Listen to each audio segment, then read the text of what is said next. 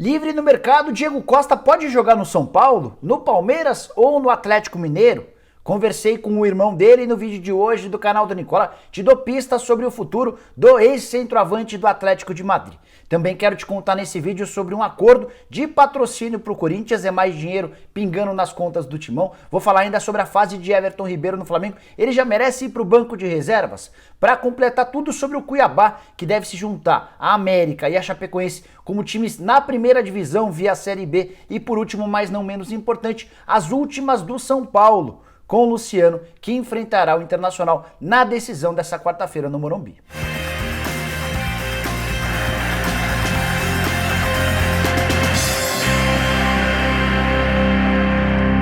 Fala aí pessoal, sou o Jorge Nicola, bem-vindos a mais um vídeo do canal, bem legal ter vocês por aqui. E antes de te contar tudo o que eu prometi agora há pouco, dá uma olhada nesse recado extremamente importante. Passando para contar para vocês que esse vídeo é patrocinado pela 1xBet, casa de apostas que tem como parceiros Liverpool, Chelsea, entre vários outros grandes clubes de futebol do mundo. Na 1xBet os lucros podem ser grandes, os pagamentos são rápidos e o método de apostas via internet é extremamente confiável. Quer mais? Então saiba que na 1xBet você pode apostar em vários outros esportes, incluindo os esportes, aumentando suas chances de ganhar. Os principais campeonatos de futebol do mundo estão na 1xBet e todo dia é dia de apostar. Nessa quarta-feira, por exemplo, que tal arriscar no jogo entre São Paulo e Inter, jogo do líder contra o vice-líder, ou no confronto entre Grêmio e Atlético Mineiro, jogo no Rio Grande do Sul? Então faça sua aposta agora mesmo na 1xBet e tem boa notícia para você que é iniciante. Caso você perca sua aposta,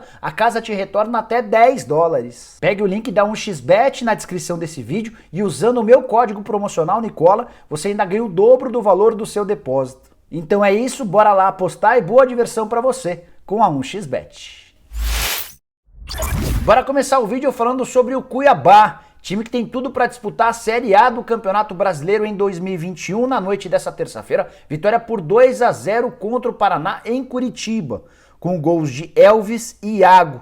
Dessa maneira o Cuiabá se manteve no terceiro lugar, só que chegou a 61 pontos, são 6 pontos de vantagem em relação ao Juventude, restando apenas 2 partidas, ou seja, um único ponto garante o Cuiabá junto à América e Chapecoense como times que já garantiram acesso à primeira divisão do Campeonato Brasileiro. O Cuiabá super bem administrado, cheguei a fazer uma entrevista, uma live com o pessoal que administra o clube, nenhuma dívida bancária, nenhuma dívida trabalhista, nenhuma questão trabalhista, muito menos dívidas com os seus jogadores. O Cuiabá chega à primeira divisão prometendo se esforçar para não cair para a segunda, para não ficar naquela gangorra. Só para completar, tem uma curiosidade em cima dessa vitória do Cuiabá contra o Paraná.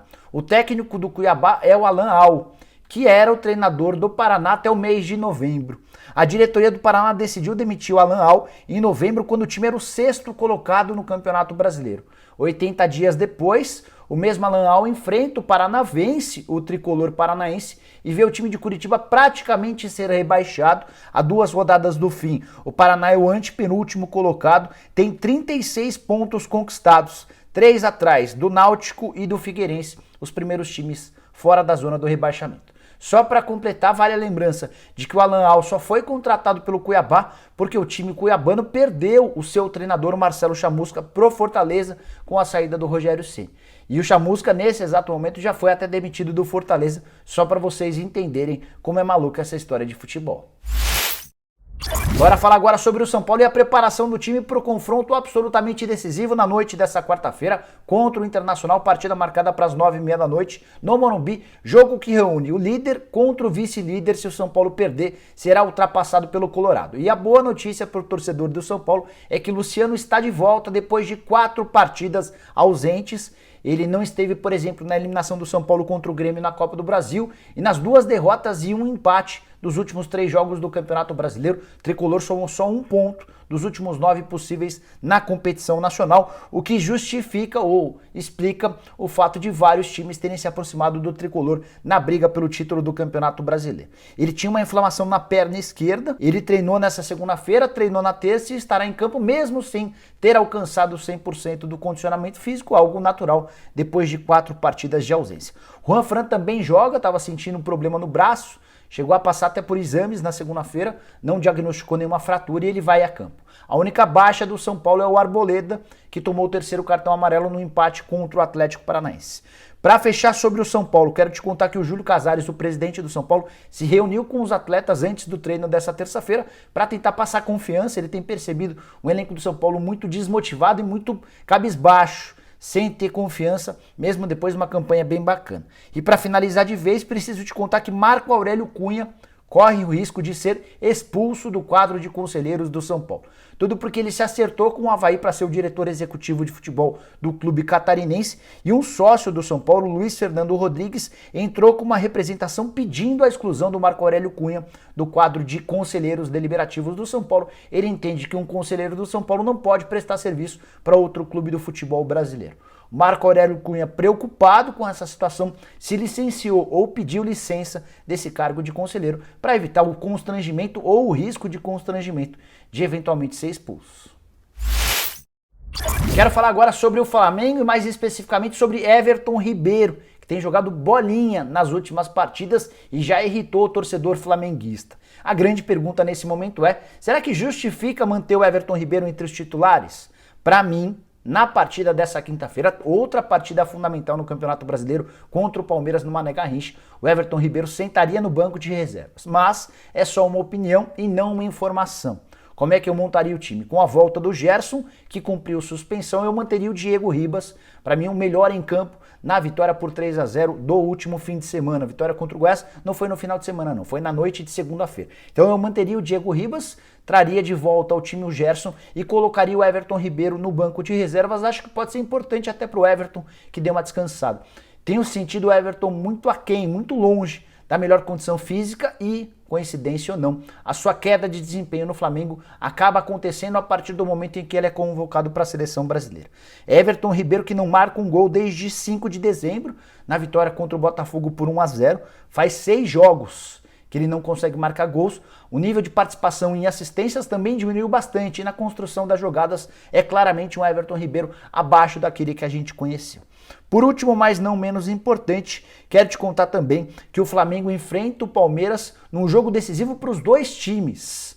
Flamengo e Palmeiras, aquele que vencer seguirá na briga pelo título do Campeonato Brasileiro, na perseguição a São Paulo ou a Internacional. Aquele que perder vai ficar mais distante e o Flamengo não pode ser derrotado, até porque só tem o Campeonato Brasileiro à sua disposição, ao contrário do Palmeiras, que ainda disputa a final da Copa do Brasil e a final da Libertadores. Boa notícia para o torcedor corintiano: o Banco BMG, patrocinador master do Timão desde janeiro de 2019, pretende ampliar o seu contrato, ou seja, pretende colocar mais dinheiro nos cofres do Corinthians. Informação que me foi confidenciada por uma pessoa dentro do Timão, dentro do departamento de marketing. Toda essa negociação com o banco pelo clube foi feita a partir do José Colagrossi, que é o novo superintendente de marketing do Corinthians, nome que você soube primeiro aqui no canal do Nicó. Só para contextualizar como é que funciona o atual acordo, assinado lá em janeiro de 2019. Na oportunidade, o BMG colocou 30 milhões de reais nos cofres do Corinthians, mas o contrato prevê um pagamento anual de 12 milhões de reais. Então o que o BMG fez foi antecipar 2 anos e ainda pagar de forma também antecipada mais 6 milhões de reais em prêmios. 12 milhões por temporada, soma 24, tem esses 6 que totalizam os 30.